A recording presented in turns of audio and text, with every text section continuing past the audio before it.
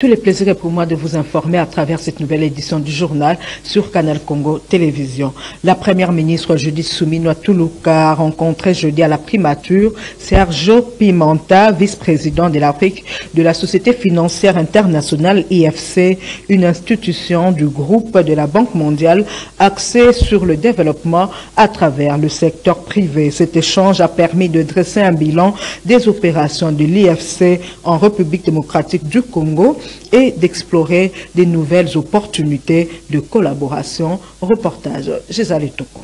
Au cours de l'audience, Sergio Pimenta a partagé les résultats impressionnants des efforts déployés par la Société financière internationale depuis sa dernière visite en 2021. Nous avons eu l'opportunité justement de parler de nos opérations ici en République démocratique du Congo, à la fois ce que nous avons fait depuis ma dernière visite en 2021. Nous avons fortement augmenté notre présence ici à Kinshasa. Nous avons un bureau qui a près de 20 personnes et nous avons également en 3 ans déployé plus de 550 millions de dollars de financement ainsi que du travail de conseil pour conseiller les entreprises sur leurs questions de développement. Pimenta a également souligné la volonté de l'AFS d'identifier ses efforts en RDC à travers un financement accru et l'apport d'expertise précieuse au secteur privé.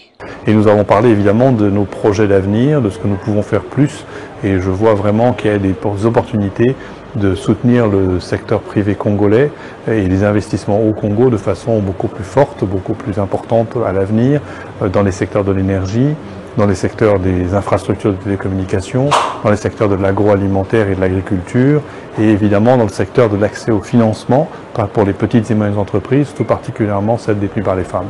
En regardant vers l'avenir, la Société financière internationale vise à accélérer son action dans le secteur privé pour contribuer de manière significative à l'économie de la RDC. Alors nous travaillons main dans la main avec nos collègues de la Banque mondiale et regarder un certain nombre de secteurs ou d'opportunités où nous n'avons pas été autant présents. Par exemple, les partenariats publics-privés, c'est un des secteurs que nous voulons regarder. Nous allons également regarder beaucoup plus fort le secteur de l'agriculture. Comme vous le savez, le Congo importe près de 3 milliards de dollars de nourriture tous les ans, alors que vous avez le potentiel, ce pays a le potentiel pour exporter 3 milliards ou même plus d'aliments. Donc nous voulons lancer une initiative justement pour travailler sur quels sont les différents points qui doivent être réglés pour y arriver, que ce soit des questions de logistique. L'AFS prévoit de lancer une initiative visant à résoudre divers défis logistiques et d'accès aux ressources fondamentales telles que l'engrais, l'irrigation et la terre. Après des échanges constructifs avec la première ministre Judith Suminwa, Sergio Pimenta a noté que les priorités de l'AFS s'alignent étroitement avec celles du gouvernement congolais. La Société financière internationale s'engage à travailler main dans la main avec le secteur privé dans les pays en développement pour créer des marchés et des opportunités durables pour tous en mettant à disposition ses ressources financières et son expertise pour surmonter les défis du développement. Vous le savez certes qu'il se tient à Bakou en Azerbaïdjan, les assises de COP29. La République démocratique du Congo y est représentée à ces rendez-vous. Le sénateur Cédric Nguindou, membre d'une délégation du Sénat RDC à Bakou, estime qu'il faudra faire profiter au pays de Félix Tshisekedi les réformes adéquates dans le secteur de l'environnement avec la thématique sur le crédit carbone. Suivez-le au micro de Maxime Macabou. Il a été question de poser les bases d'un agrément, d'un contrat qui va permettre à ce que le marché carbone soit assuré et que cela soit pris en charge, qu'on soit du nord au sud, de l'est à l'ouest, et qu'on puisse comprendre les choses de la même manière. Il y a beaucoup d'innovations, il y a beaucoup de perspectives. En tant que parlementaires, nous devons les maîtriser pour faire le pont entre la vision du gouvernement et l'attente de nos populations.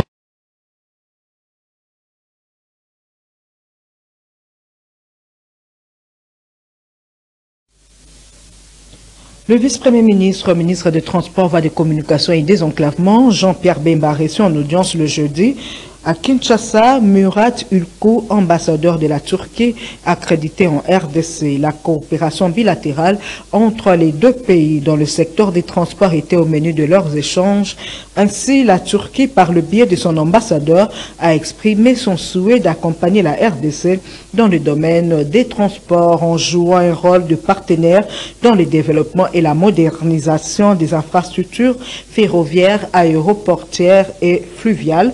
Maxime Makabou, une fois de plus, signe ce reportage. On est habitué à travailler avec son Excellence Monsieur le Vice-Premier ministre qui est toujours très attentif aux détails, il maîtrise bien les dossiers. Et aujourd'hui, j'ai utilisé cette occasion aussi pour un peu briefer le VPM sur les états des lieux, soi-disant, de notre coopération bilatérale dans le domaine du transport en particulier. Alors, on a discuté plusieurs volets de cette coopération, en commençant par l'aviation, qui est une histoire de succès pour nous. Le Turkish Airlines est devenu une entreprise très performante ici au Congo, et j'ai présenté nos remerciements, nos sincères remerciements au gouvernement congolais pour le soutien continu qu'il a offert au Turkish Airlines. Et au côté ferroviaire, j'ai briefé le VPM sur les travaux des entreprises turques dans le continent africain en particulier. Comme vous êtes au courant, récemment, une entreprise turque a finalisé un projet de chemin de fer électrifié en Tanzanie, qui était une révolution, bien évidemment. C'est le tout premier en Afrique.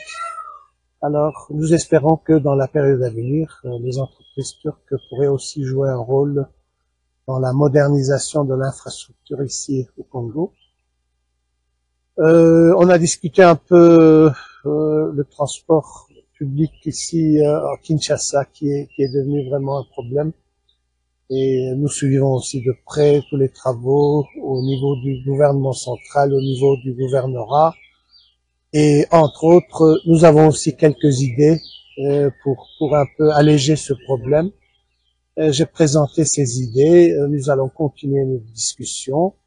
Nous avons aussi échangé sur les potentialités d'utiliser le fleuve Congo comme un moyen de transport. Bien évidemment, le transport fluvial, c'est un domaine qu'on n'a pas toujours très bien utilisé jusqu'ici en RDC. Et nous comprenons que le gouvernement congolais est en train de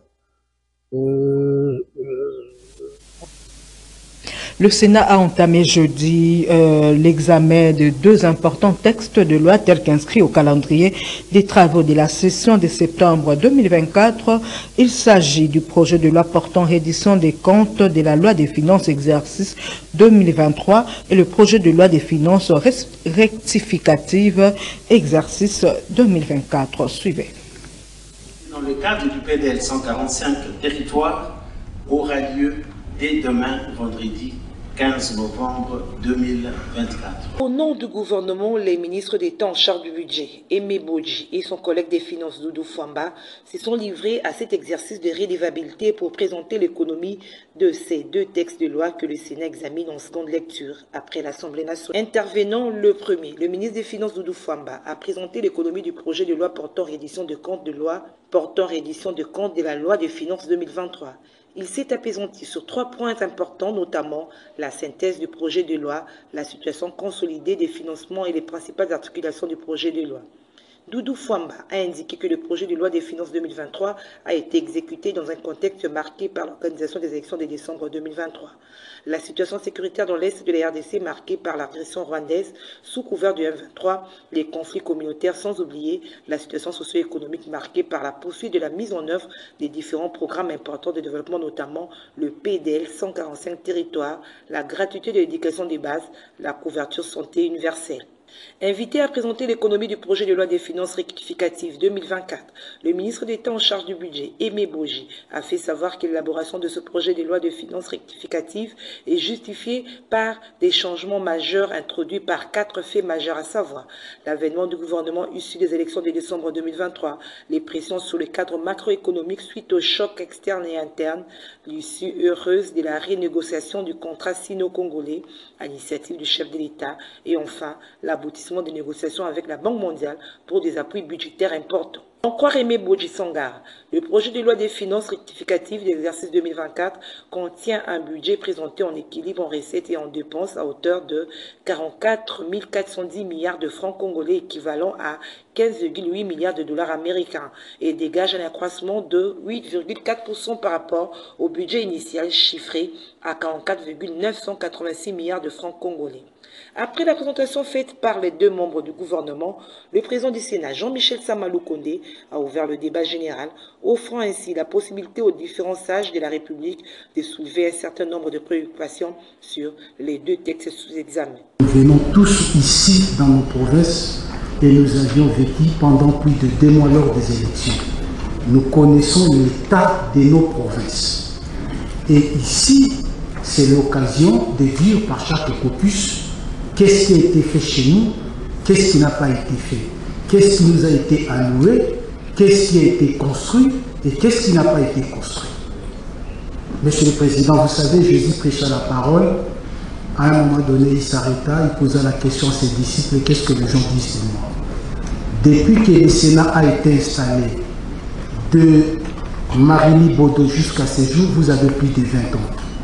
Si nos provinces avaient des représentants valables pour les défendre, est-ce que nos provinces dont nous sommes émanation sont réellement bien défendues? Suivez à présent les réactions de quelques sénateurs au sortir de cette séance plénière. Ils s'expriment au micro de Georges Libengue. Le nombre de sociétés pétrolières qui payent l'impôt à la DGI. Pourquoi les pétroliers producteurs ne payent pas la taxe de l'environnement alors qu'ils sont les grands pollueurs?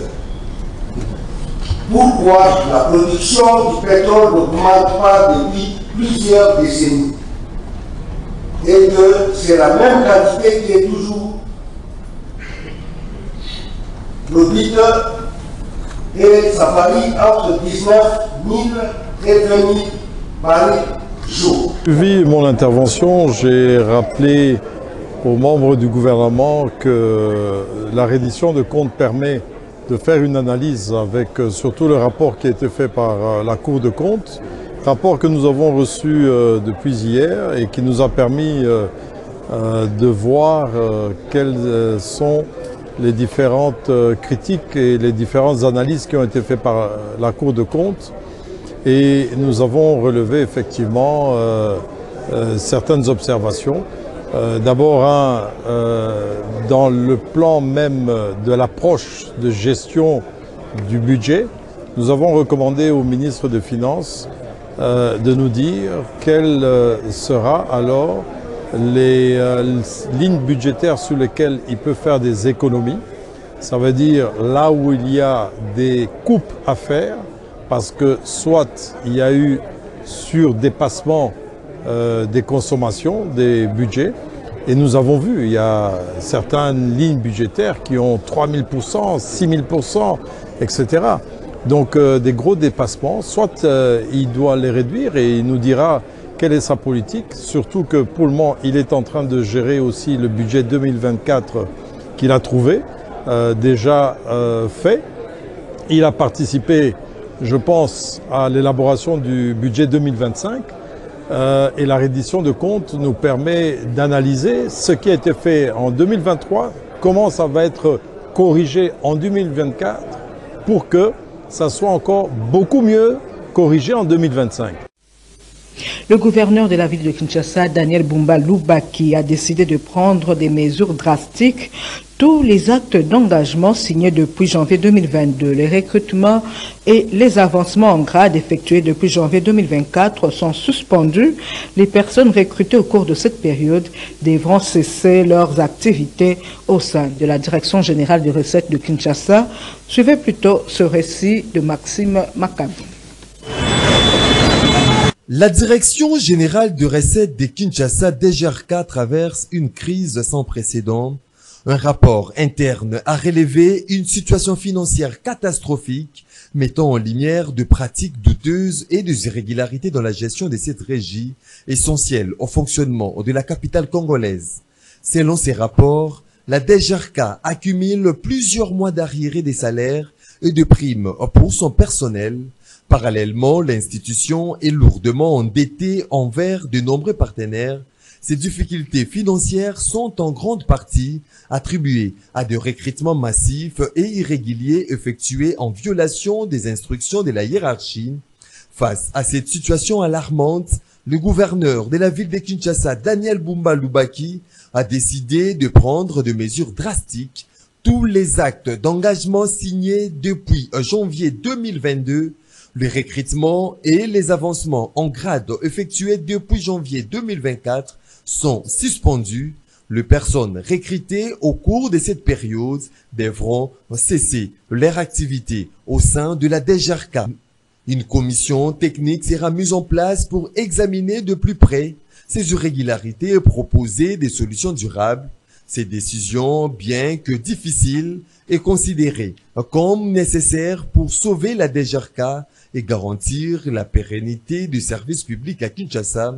Les autorités provinciales attendent ainsi rétablir une gestion saine et transparente de cette régie cruciale pour le financement de projets de développement de la ville. Les conséquences de cette crise pourraient se faire ressentir pendant plusieurs mois. Le service de la DGRK risque d'être perturbé par ces mesures de redressement. De plus, la mise en œuvre de ces décisions pourrait susciter des tensions sociales au sein du personnel. Le nouveau directeur général de la DGRK devra faire face à de nombreux défis pour redresser la situation.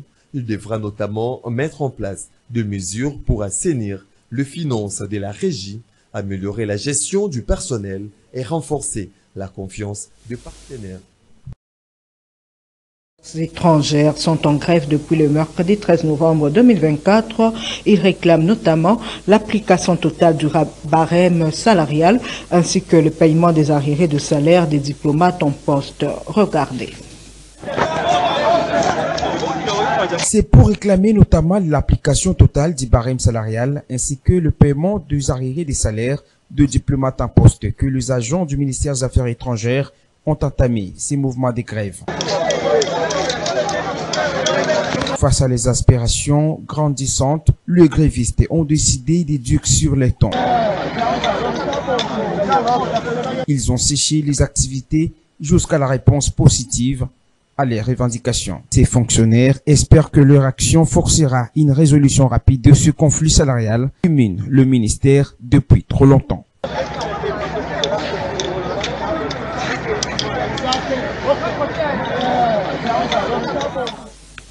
Autre chose, le débat sur la révision ou le changement de la Constitution ne cesse de diviser la classe politique congolaise. Félix Mawila, cadre du parti Union des Républicains, estime que la question n'est pas prioritaire à ce jour et un observateur averti trouve que le sujet vaut son pesant d'or car, dit-il, les réalités congolaises doivent être contextualisées dans une nouvelle Constitution. Le point avec Blati Ngandola. Le débat autour de la révision ou changement de la Constitution, la question divise de plus en plus la classe politique. Quelques opposants ont été interpellés jeudi par la police alors qu'ils manifestaient contre ce projet porté aujourd'hui par le parti au pouvoir. Une question qui n'est pas prioritaire, estime Félix Mawila, cadre du parti Union des Républicains. Du changement de la Constitution dans les contextes actuels. Si nous prenons seulement l'article 219 qui nous dit pendant la période de l'état de siège, on ne peut pas réviser la Constitution. Donc à l'heure actuelle, ces débats n'ont pas raison d'être. Et au-delà le pays traverse une crise politico-sécuritaire où tous les Congolais, leur regard doit être tourné vers l'est du pays, vers le processus de Luanda, où on cherche des solutions pour que cela doit déboucher au processus politique qui doit mettre les Congolais ensemble autour d'une table. C'est évident d'ouvrir à ce jour le débat sur la révision constitutionnelle pour contextualiser les réalités congolaises, a lâché un Kinois rencontré dans les rues de la capitale. Depuis la constitution, ça a toujours un problème. Tu es bien, la constitution, la biso, tu vas faire un belligérant. Au bateau, va détruire une boca. Pour n'engager na ligne constitution, il faut changer ou bien modifier l'article pour permettre au Congo de développer, va changer. Et ça problème, il y a débat on a au parlement, Bamisu bazali wana baza batu ya el wana bamisusu baza na souci ya mboka kende liboso mais ba o wana baza na mopanzi okuna ese bango bakolinga bakoboya mais biso lokwa to wana toza na souci ke mboka na biso kende liboso il faut ba modifier yango ba article oyo ezo permettre d'ailleurs président na peso exemple moko président abimi na par exemple abimi na janvier.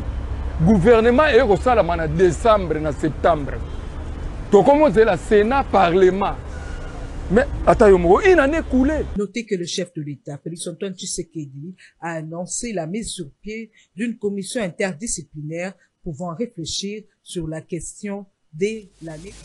Suivant cette réaction qui nous vient du Nord Kivu au sujet de la situation d'insécurité, Ossane Nembongo, cadre de l'Alliance des nationalistes congolais, ANC, appelle à utiliser davantage l'option militaire que diplomatique afin de résoudre les conflits armés. Il l'a dit au micro de notre correspondant sur place, Joël Kamabou. Armée, il y a plusieurs variantes de solutions. Il y a des solutions politiques, diplomatiques et militaires.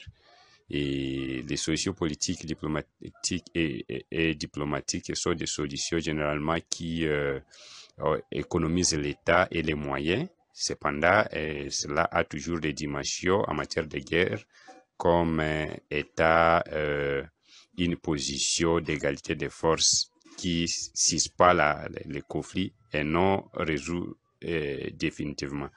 Alors, de ce point de vue, la troisième solution, qui est la solution militaire, a toujours été une solution qui amène une paix durable. Mais de notre côté, nous n'allons pas négliger une possibilité de ramener la paix, en fait. Mais ce qu'il faut noter pour les Ouazalendo, c'est qu'on ne peut pas baisser les armes tant que l'ennemi n'est pas encore maté, n'est pas encore affaibli. Donc, nous voulons la paix et nous allons les rechercher par nos moyens de bord que nous disposons. Et de l'autre côté, le gouvernement doit devoir faire tout ce qui est beau pour ramener la paix, tout en combattant au terrain. Et en fait, nos attentes, les attentes de tout le monde, c'est que nous voyons, en tout cas, la paix revenir et qu'elle mette fait à tout ce qui est agression rwando-ougandaise aujourd'hui que nous vivons au sein de la province du Nord Kivu.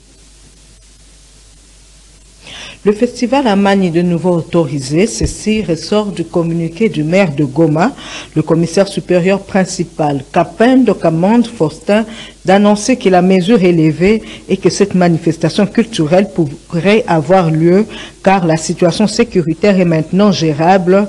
La date de sa tenue sera communiquée incessamment. Rappelons que le festival Amani devait normalement débuter ce vendredi 15 novembre 2024 au village Iousi, non loin du port Kitutu. Plusieurs artistes musiciens avaient déjà posé leurs valises dans la ville volcanique depuis le début de la semaine pour chanter pour la paix. Page santé à présent. Le Conseil national de la couverture santé universelle ainsi que le ministère de la Santé, Hygiène et Prévoyance sociale ont organisé sous le haut patronage de la Première ministre le Forum national pour l'élimination du cancer du col de l'utérus grâce à l'appui des partenaires techniques et financiers à l'instar de l'Organisation mondiale de la santé. Et c'est le ministre de la Santé, Dr Samuel Roger Kamba, qui a officiellement ouvert ses assises. Reportage. Placé sous le haut patronage de la Première ministre et appuyé notamment par l'Organisation mondiale de la santé OMS, le Forum national pour l'élimination du cancer du col de l'utérus s'est ouvert le jeudi 14 novembre 2024 à l'hôtel Rotana de Kinshasa. Cet événement marquera une étape importante dans l'engagement de la RDC à sensibiliser, prévenir et éliminer ce type de cancer. Cette activité s'est déroulée en présence de la directrice régionale de l'OMS, Dr Matidi Somoeti. Je voudrais saisir cette opportunité pour féliciter l'ensemble du gouvernement pour les décisions courageuses prises visant à faire de la couverture sanitaire universelle une réalité dans ce pays. Des stratégies innovantes sont mises en œuvre, des ressources déployées et des réalisations importantes sont faites dans un contexte sanitaire parfois difficile et complexe. Dans son mot d'ouverture de ces assises, Dr Samuel Roger Kamba, ministre de la Santé publique, Hygiène et Prévoyance sociale, a mis l'accent sur la prise en charge de cette maladie. Je pourrais vous annoncer, professeur, que nous avons réceptionné des kits de tests et de dépistage de cancer du col de l'utérus. Nous avons réceptionné. Et ces kits vont permettre non seulement de dépister précocement, mais de traiter les lésions précancéreuses. Donc, nous sommes déjà dans le mouvement de la prise en charge de cette maladie. Juste après le mot d'ouverture, il a été procédé à la signature de la stratégie de coopération de l'OMS avec la RDC 2024-2029 entre le ministre de la Santé, Dr Samuel Roger Kamba, le représentant de l'OMS RDC, Dr Boureima Amasambo, et la directrice régionale de l'OMS, Dr Motidi Somoeti. Cette dernière n'a pas manqué de définir les contours de cette stratégie. Le rôle de donner cette guidance, d'appuyer les pays à faire ce choix, à développer une stratégie et aussi, comme nous travaillons avec tous les partenaires, à appuyer la coordination des partenaires pour l'appui technique, financier et tout, pour le gouvernement, pour la mise en œuvre de cette stratégie. Donc c'est ça le rôle de... Un nouveau lot de 100 000 doses de vaccins contre la Mpox est arrivé jeudi via l'aéroport international de Njili en provenance de la République fédérale d'Allemagne. On a noté la présence des représentants de l'UNICEF, du gouvernement, de l'ambassade d'Allemagne, y compris de l'Union européenne. Niwa Pezo était là pour le compte de Société Viralique. Le troisième lot des vaccins contre la Mpox est arrivé à Kinshasa le jeudi 14 novembre 2024 via l'aéroport international de Njili, comme l'avait annoncé le ministre de la Santé lors d'un briefing animé 24 heures plus tôt. Le gouvernement congolais a réceptionné 100 000 doses de vaccins en provenance de la République fédérale d'Allemagne comme une contribution concrète dans le cadre du partenariat multisectoriel contre cette crise sanitaire. Heureux de la détermination de son pays de vouloir aider la RDC dans la lutte contre cette épidémie, Paul Gutmann, conseiller politique de l'ambassade d'Allemagne en RDC, explique.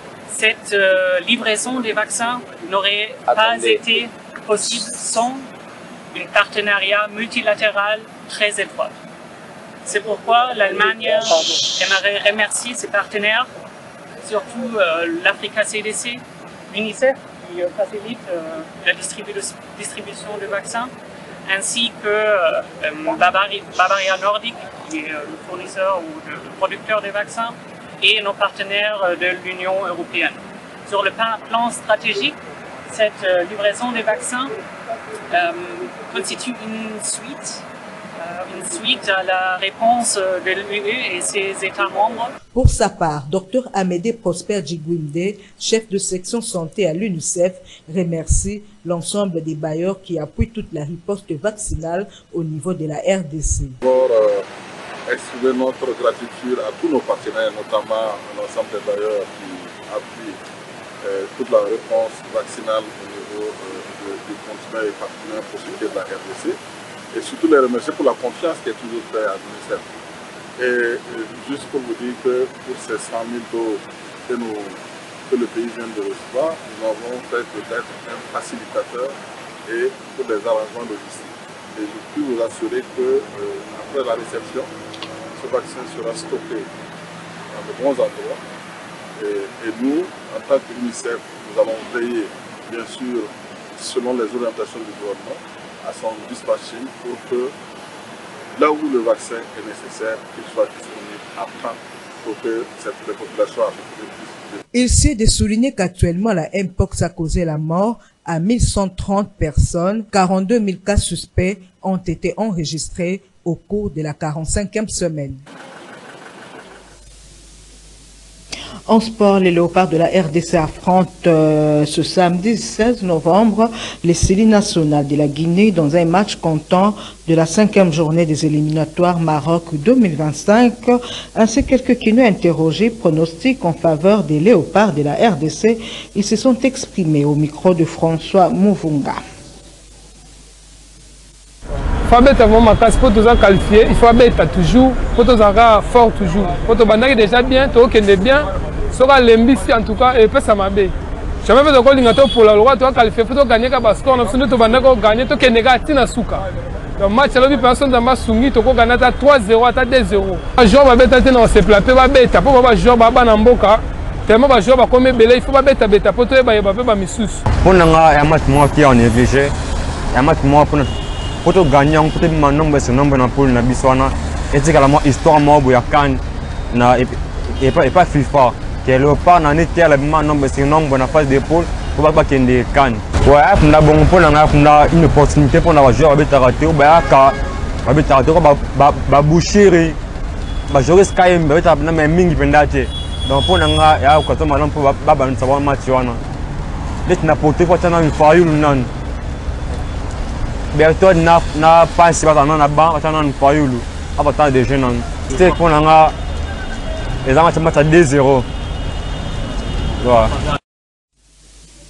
Ainsi prend fin cette nouvelle édition du journal sur Canal Congo Télévision. Merci de votre attention soutenue.